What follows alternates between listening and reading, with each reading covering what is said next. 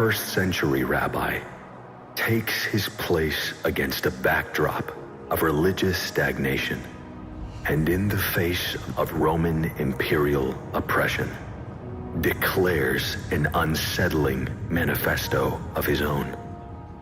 An agenda and dangerous declaration that continues to reverberate down the centuries.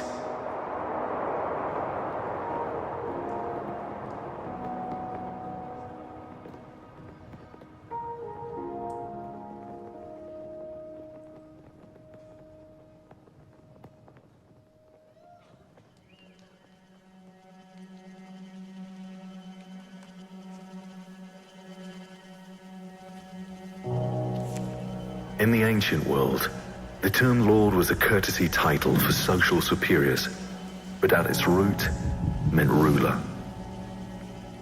Kings everywhere were titled Lord, and were often considered to be divine beings, so the word acquired a religious significance. The very first recorded creed of the Church was the phrase "Jesus is Lord." In the ancient Roman Empire, declaring Jesus is Lord was no easily applied bumper sticker cliche.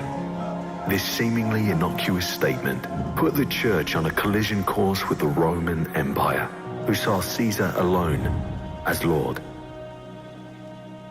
But why was this Jesus, an itinerant preacher from an impoverished family in Nazareth, seen as such a threat?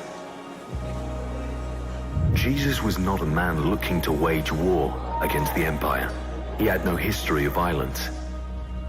When asked by Pilate whether he was king, Jesus himself said, "My kingdom is not from this world."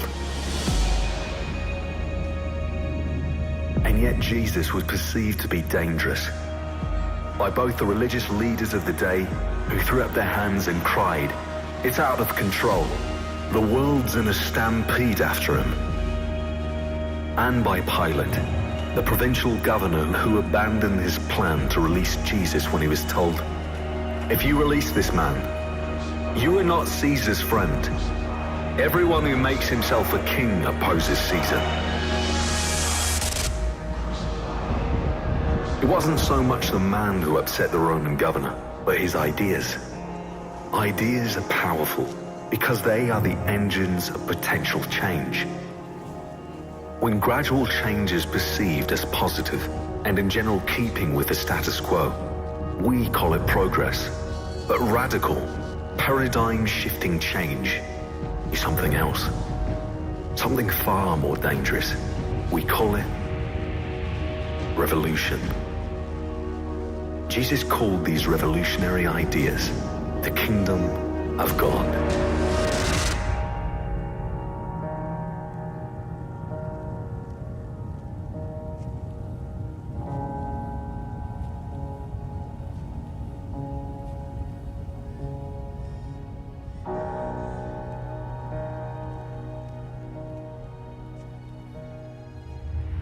Jesus was dangerous because he proposed an alternative kingdom, a new kingdom with new ideas.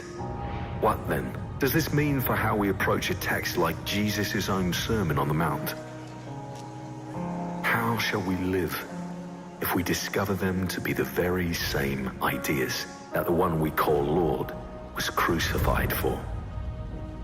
How might we change if we discover the Sermon on the Mount to be the constitution of an alternative kingdom, and Jesus' own dangerous declaration?